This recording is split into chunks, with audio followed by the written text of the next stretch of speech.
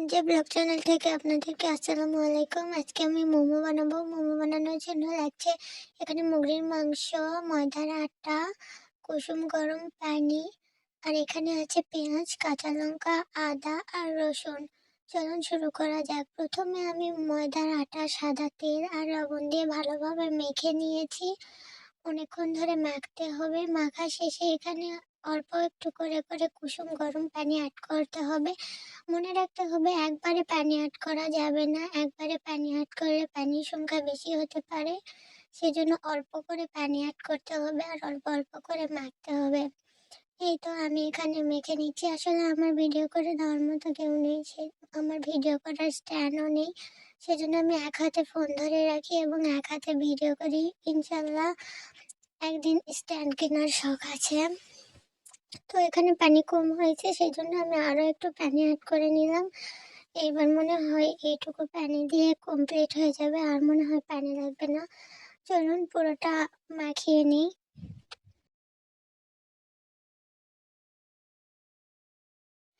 আমার ময়দা মাখা শেষ। দেখুন কতটা সফট হয়েছে। এখন এটা আরও একটু সফট করার জন্য 20 মিনিটের জন্য ঢাকা দিয়ে রেখে দিতে হবে। আর খেয়াল রাখতে হবে ঢাকনা জাতীয় কোনো কিছু দিয়ে ঢাকা দিয়ে রাখার জন্য। আমি এখানে ঢাকা দিয়ে রেখে দিচ্ছি। আর এদিকে মুরগির মাংসগুলো ফ্রিজ থেকে বের করেছি, এইগুলো আমি কেটে কুটে নিব। আর এখানে পেঁয়াজ মরিচগুলো এটার সাথে কেটে নেব। মাংসগুলো এখানে আলাদা করে নিয়েছি। মাংসগুলো বেশ ঠান্ডা আছে। মাংসগুলো আর একটু নর্মাল হওয়ার জন্য আমি কিছু পানি দিয়ে রাখছি। অল্প একটু পরেই তা নর্মাল হয়ে যাবে। আর এদিকে আমি পেঁয়াজ মরিচগুলো কেটে নেব। এখানে পেঁয়াজ মরিচে অনেক ময়লা পড়ে আসে, সেজন্য আমি পানিতে ধুয়ে নিচ্ছি। ধুয়ে নিয়ে সবগুলো কেটে রেখে দেব এখন।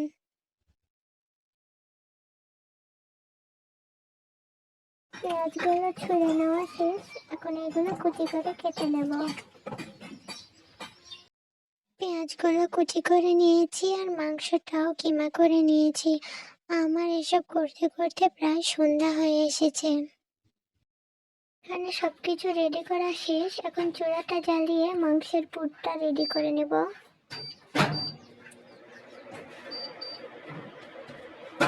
আপনারা দেখতেই থাকুন।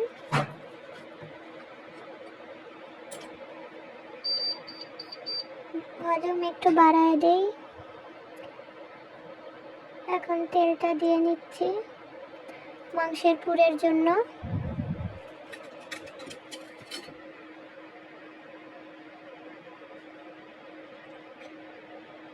দেখতেই থাকুন সবাই। এখানে মশলা বাটা আছে আর পেঁয়াজ মরিচ আছে। প্রথমে পেঁয়াজ মরিচগুলো আমি তেলে দিয়ে দিব।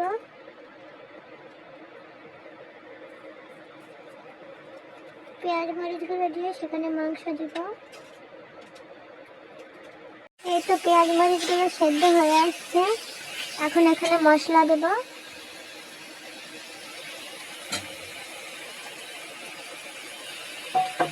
মশলাগুলো দিয়ে নিয়েছি।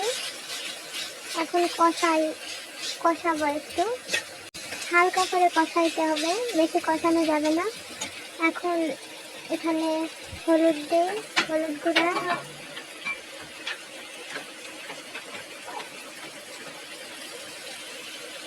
হলুদ গুঁড়া দিলাম, মরিচ গুঁড়া,